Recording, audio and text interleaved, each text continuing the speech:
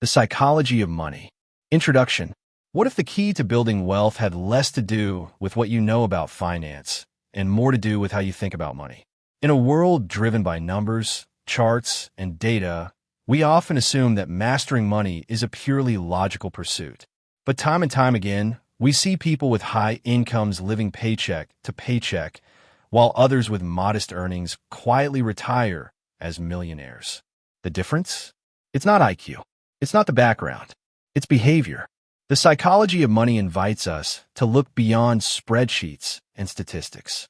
It shows that our financial outcomes are rarely shaped by academic knowledge, but instead by deeply personal emotions like fear, greed, pride, and hope. These forces work silently in the background, influencing every decision we make about spending, saving, investing, and giving. This audiobook summary distills the powerful lessons from Morgan Housel's insights, not in cold theory, but in relatable human terms. You'll learn how luck and risk distort our judgment, why saving trumps investing, how compounding works best when left alone, and why controlling your time may be the highest form of wealth. Each part of this summary will walk you through real-life examples, timeless truths, and surprising psychological traps that most people fall into. It's not just about how to grow your money. It's about how to think about it differently. Because when you learn to master the mental game of money, you unlock something far greater than financial success. You gain peace of mind. So let's begin this journey by exploring the behavioral side of wealth, the unseen habits and thought patterns that quietly shape our financial lives, for better or worse. Part 1. The behavioral side of wealth. Imagine two people. One earns millions of dollars a year, but is constantly in debt, spending recklessly and chasing more. The other earns a modest salary, saves diligently, and enjoys financial peace. Who is wealthier? Most would say the millionaire. But in truth, real wealth isn't just about income. It's about behavior. And that's where the story of money truly begins. Many financial teachings focus on formulas, strategies, and market analysis. But few ask a more fundamental question. Why do people behave so differently with money, even when they have access to the same information? The answer lies in the psychology behind every dollar we earn, save, or spend. One of the core ideas here is that no one is truly rational about money. People make financial decisions based on personal experiences, emotions, and the stories they tell themselves. A person who grew up in poverty may view money as a source of security, while someone raised in abundance might treat it as a tool for freedom or status. These unconscious imprints shape lifelong attitudes toward wealth, often more than any financial literacy course could. Take the concepts of luck and risk. Both play a silent role in our financial lives, yet we rarely acknowledge their power. We celebrate those who've succeeded, assuming their triumphs were purely the result of smart decisions. But many paths to wealth are paved by invisible advantages: timing, upbringing, environment. Similarly, those who struggle financially may have made wise choices but encountered unpredictable setbacks. In money, as in life, outcomes are often influenced by forces beyond our control. This understanding demands humility. It reminds us not to judge others too harshly or idolize success without context. Instead, it invites us to focus on what we can control: our habits, mindset, and behavior. Another foundational idea is that behavior doesn't scale with intelligence. A person can be brilliant in their field and still make disastrous money decisions. Why? Because the skills needed to earn money are not the same as those needed to manage it. Behavioral discipline, like saving, avoiding debt, and investing consistently, often matters more than any intellectual edge. And then there's the silent power of compounding. Most people understand it in theory, but underestimate its long-term effect. Compounding doesn't reward brilliance. It rewards consistency and patience. Small financial actions, repeated over time, can produce astonishing results, not because they are flashy, but because they are sustained. Take Warren Buffett, for example. His success is often attributed to savvy investing, and rightly so. But a less glamorous truth is that he's been investing since he was a child and continued into his 90s. The real magic of his wealth isn't just his strategy. It's the length of time his money has been compounding. Time, it turns out, is the greatest multiplier of wealth. But many never benefit from compounding because their behavior sabotages it. They chase quick returns, switch strategies, or panic when markets dip. Behavioral mistakes, emotional selling, overconfidence, greed can destroy years of progress in moments. That's why building wealth is less about chasing returns and more about avoiding mistakes. A recurring theme here is that being reasonable often beats being rational. A rational decision might suggest putting every dollar into the market to maximize return. But a reasonable decision allows room for emotion, flexibility, and personal comfort. It's okay to hold more cash than is optimal on paper if it helps you sleep at night. Money, after all, is not just math. It's a reflection of our lives, values, and fears. This behavioral perspective challenges the idea that there's one right way to manage money. It shows us that personal finance is just that, asterisk personal star. What works for one person might be disastrous for another. Success, then, is not about outsmarting others, but about understanding yourself. If there's one truth to carry forward from this part, it's this: good financial behavior is often invisible. The person who drives a modest car, lives below their means, and quietly invests may never draw attention, but they're building real wealth. Meanwhile, someone flaunting luxury might be drowning in debt. Wealth is what you don't see. It's the savings, the investments, the cushion for hard times. And cultivating it requires intention, discipline, and a deep understanding of how your mind relates to money. So, what does this mean for the journey ahead? It means that mastering money is less about learning new tricks and more about unlearning harmful habits. It's about creating a mindset that values resilience over risk, patience over panic, and substance over style. As we move forward, we'll explore how saving, not just earning, can grant a powerful sense of freedom. We'll see why having options and control over your time is one of the most valuable forms of wealth. And we'll discover that security and peace of mind often come not from having more, but from needing less. Because in the world of money, the most important conversations aren't about the markets, they're about the mind. Part 2. The power of saving and patience. Think about this. What if the greatest financial strategy wasn't tied to stocks, real estate, or business? What if the true key to wealth was something far simpler? Something within reach of nearly everyone, regardless of income or background. That key is saving. While society often glorifies investors and entrepreneurs, the quiet act of saving is underestimated and, at times, even dismissed as boring or unsophisticated. But saving is not about sacrifice or deprivation. It's about choice. It's about creating options and giving yourself flexibility when life throws the unexpected your way. We often believe that wealth is built primarily through income. And it's true that earning more can help. But if high income is accompanied by high spending, it creates a treadmill of financial stress. Many people increase their earnings only to simultaneously increase their lifestyle. Bigger house, newer car, more expensive vacations. The result? No real progress toward financial freedom, just a more polished form of financial dependency. Saving flips that script. It allows you to build a margin between what you earn and what you spend. That margin becomes your foundation for investing, your cushion in emergencies, and your gateway to independence. It's not tied to market conditions, economic cycles, or interest rates. Saving is fully in your control, a habit rooted in behavior, not external variables. Patience is its silent partner. One of the most overlooked truths in personal finance is that time magnifies everything. A small amount saved consistently can lead to extraordinary results when given enough time to grow. But in an age of instant gratification, this truth is often ignored. People chase high returns, speculative investments, and trendy assets, hoping for quick wins. What they miss is that consistent, long-term saving often outperforms risky strategies in both reliability and peace of mind. Imagine a person who saves diligently year after year, without trying to time the market or chase the hottest stocks. Their portfolio grows slowly at first, almost imperceptibly, but after a decade or two, the effects of compounding begin to accelerate. The snowball builds momentum. Their wealth expands not because they were lucky or brilliant or aggressive, but because they were consistent and patient. This long-term view stands in contrast to how most people think about money.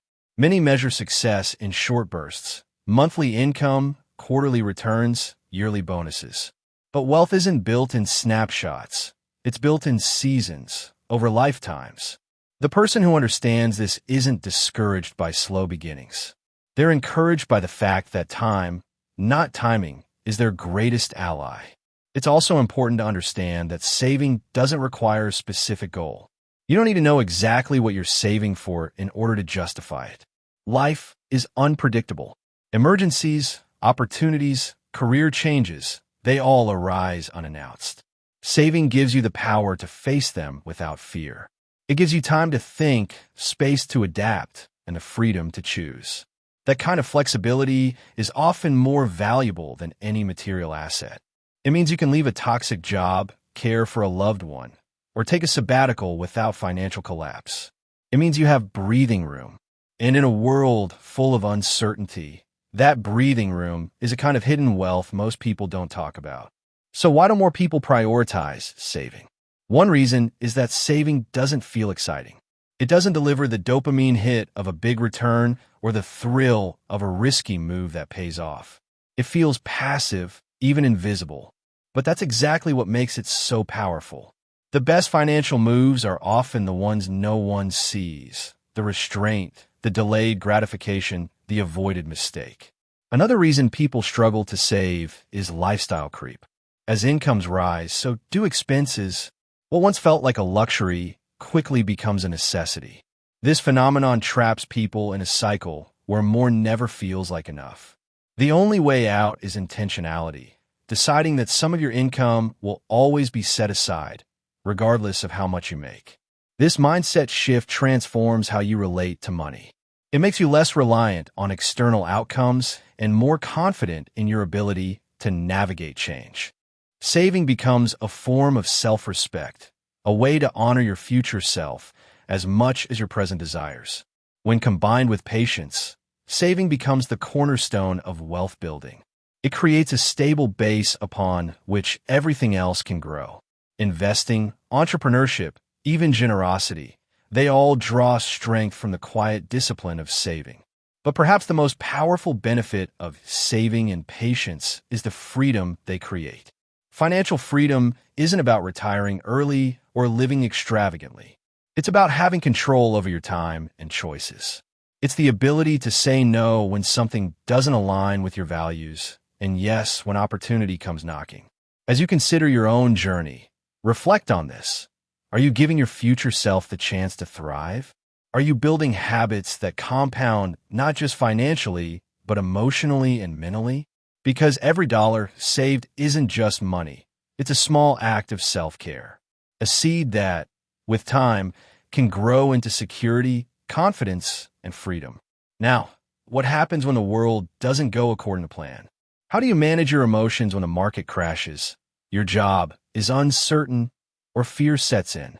In the next section, we'll explore the emotional side of investing and why staying calm in chaos may be one of the most underrated financial skills of all. The story of money continues, not in numbers, but in resilience. Part 3. Navigating emotions and market volatility. Money is not only a numbers game, it's a deeply emotional experience. Behind every financial decision is a tangle of feelings: hope, fear, greed, anxiety, excitement, even guilt. While traditional finance emphasizes logic and formulas, real life is far more unpredictable. That unpredictability is not only due to markets, but to human behavior in response to those markets. Consider the emotions that rise when the stock market takes a sharp downturn. Panic, doubt, and fear begin to creep in. Questions flood the mind. Should I sell? Will I lose everything? What if this time is different? Even the most rational individuals can become unsettled when they see their wealth decline on paper. And that's precisely the challenge. Managing emotions when everything feels uncertain. Volatility is part of the deal. Markets will rise and markets will fall.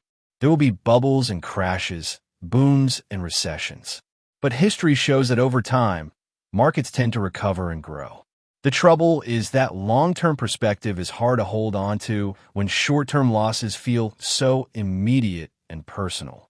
Emotional reactions often lead to poor decisions, selling low, buying high, or abandoning a long-term plan in the heat of the moment. The truth is, financial success depends less on knowledge and more on temperament. The ability to stay calm under pressure, to resist the urge to follow the crowd, and to make decisions rooted in patience rather than panic is what separates those who succeed from those who struggle. Emotional control, not market insight, often proves to be the most valuable financial skill. Human psychology has a hard time dealing with randomness. We want to believe that outcomes have clear causes, that trends are predictable, and that we can outsmart uncertainty. But much of what happens in the financial world is beyond any one person's control.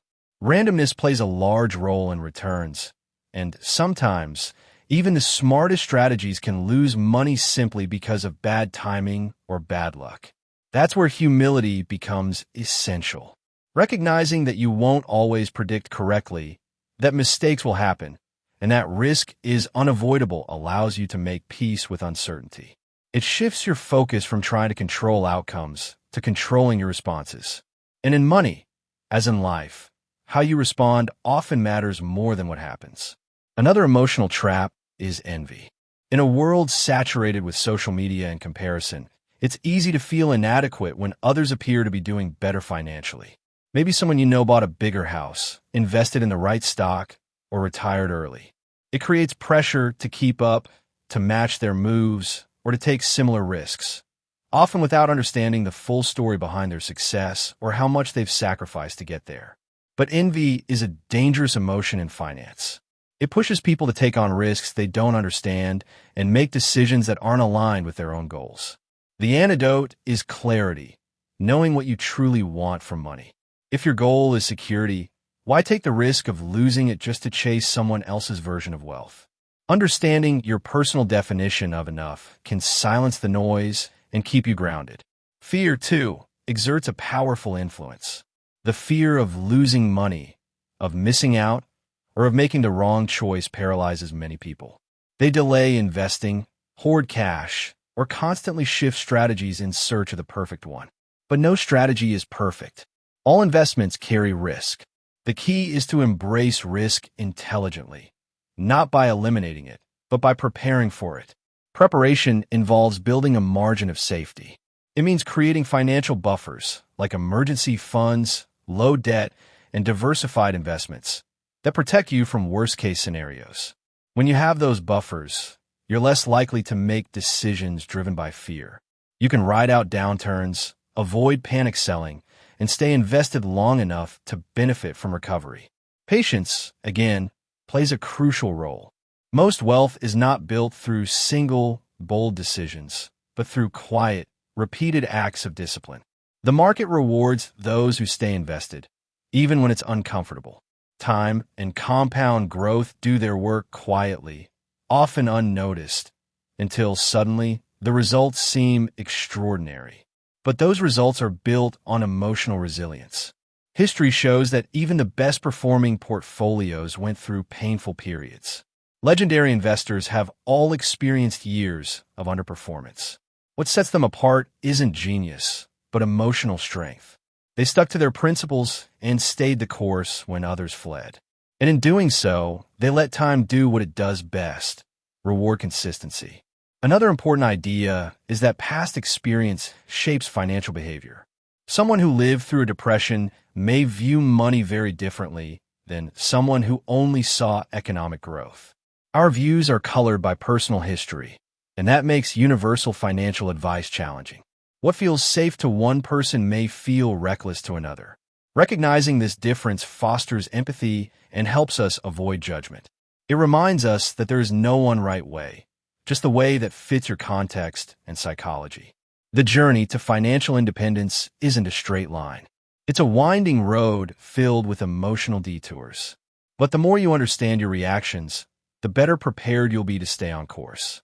Success isn't about avoiding mistakes. It's about building a system that protects you when mistakes inevitably happen. So, what happens when you've built emotional resilience and embraced the long-term game? What do you do once saving is a habit and volatility no longer rattles you? In the next section, we'll explore the ultimate goal behind it all, freedom. Not just financial freedom in theory, but the real, practical kind that lets you live life on your terms. What does that actually look like, and how do you get there? Part 4. Freedom, Wealth, and the Concept of Enough. In the pursuit of wealth, it is easy to overlook the question of why.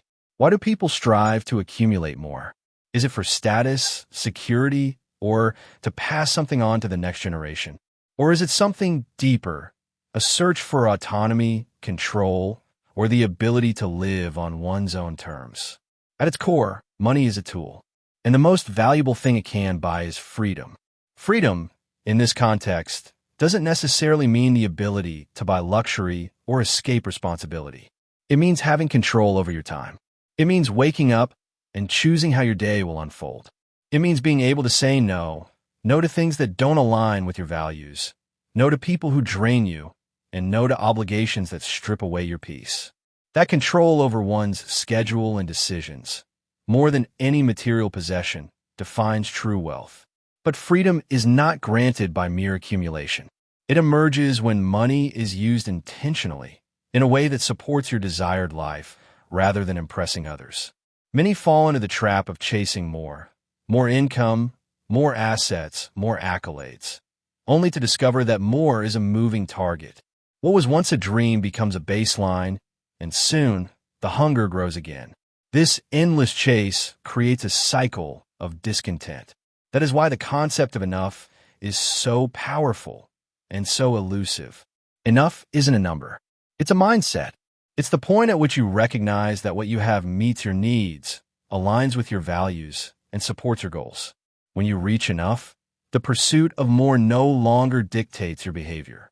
You become less reactive to comparison, less vulnerable to envy, and more anchored in purpose. Knowing what is enough for you requires deep self-awareness. It requires tuning out the noise of what others are doing and reflecting on what truly matters. It demands honesty about what makes you feel secure, what gives your life meaning, and what you're willing to trade for more money. Because everything has a cost. Every dollar earned may come at the price of time, health, or freedom. Many people sacrifice far more than they realize in the quest for wealth. They give up evenings with family, hobbies that bring them joy, or rest that nourishes the body, all in exchange for the hope of future reward. And while delayed gratification has its place, it can quietly become a form of self-denial that never ends. There's a balance to be struck between building for tomorrow and living today. This balance is hard to achieve in a world that celebrates hustle and excess. Society rarely encourages moderation. Instead, it rewards visible success, often measured by possessions or position. But true wealth often looks quiet. It may be the couple who lives in a modest home with no debt, the retiree who never made a huge salary but invested steadily, the entrepreneur who stepped away after reaching a financial milestone, not to prove anything, but to reclaim their time. Freedom also includes the ability to walk away from a job that drains you, from a deal that compromises your values, from a lifestyle that no longer fits who you are.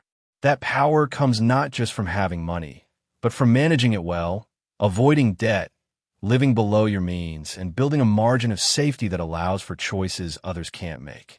Yet, financial freedom is not the same for everyone. For some, it might mean early retirement. For others, it's the chance to switch careers, spend more time with loved ones, or travel. What matters is that it reflects your priorities, not someone else's expectations. Without clarity, money becomes a measure of worth rather than a means to a richer life. Ironically, it's often those who already have enough who continue to chase more than most. That's because the line keeps moving. What once seemed like a goal becomes insufficient when compared to a new standard. This is the danger of tying happiness to growth alone. Growth without purpose becomes greed, and greed, unchecked, leads to restlessness. That restlessness is what causes many people to take unnecessary risks. They invest in things they don't understand, stretch themselves too thin, or chase trends in hopes of multiplying their gains.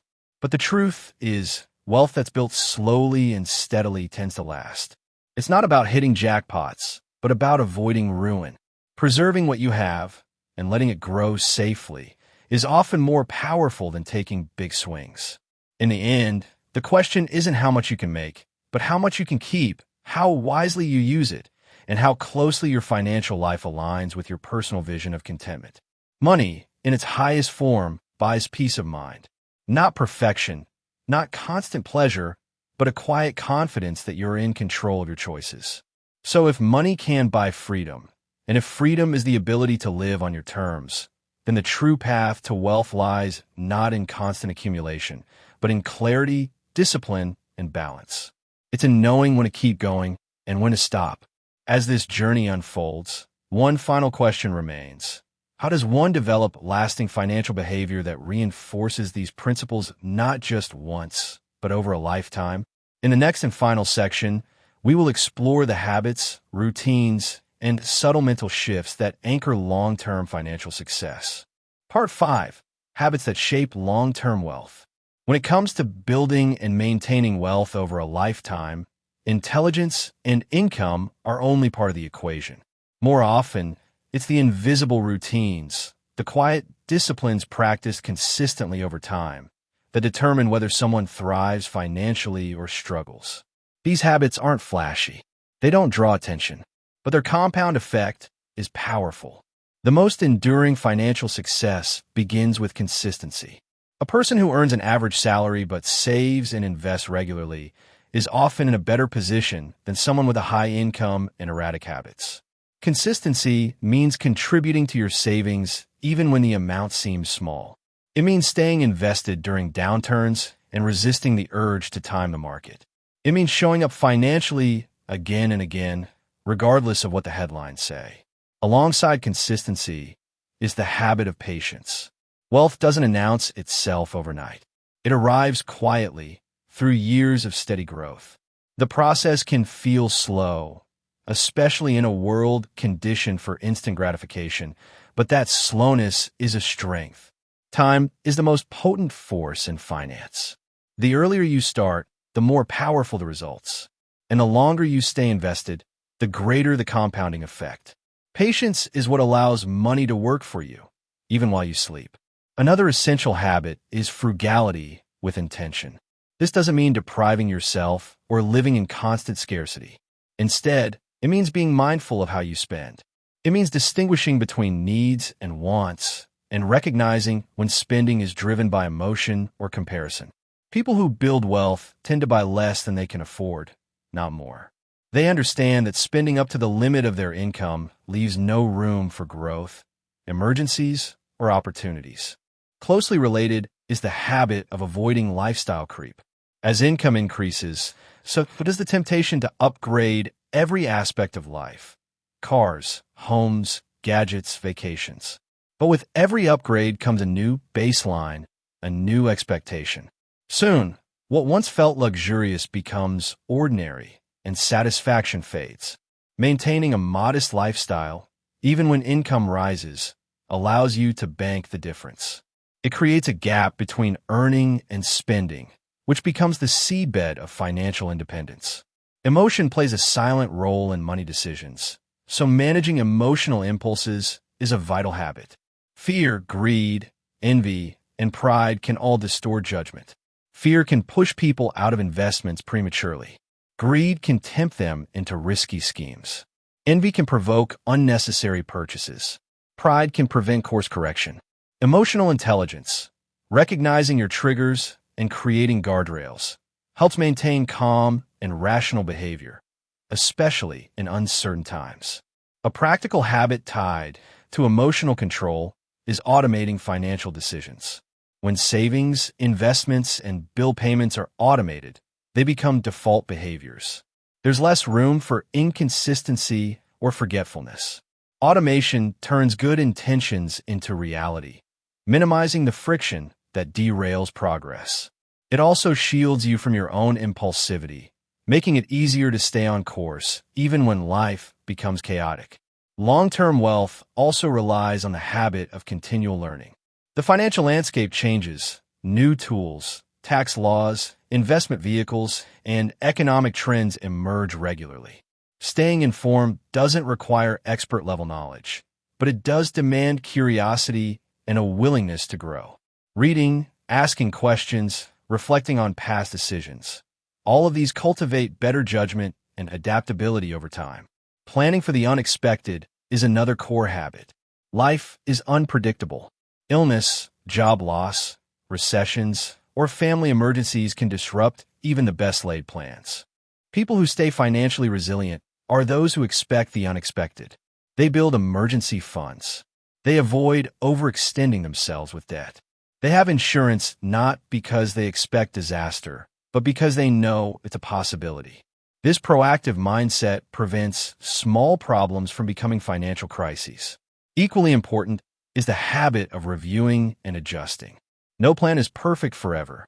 Periodically reassessing your budget, investments, and goals ensures alignment with your evolving life. Whether it's a new family situation, career change, or shifting priorities, regular reviews help you pivot wisely. Ignoring your financial plan out of fear or complacency is itself a form of risk. And finally, one of the most overlooked habits is gratitude.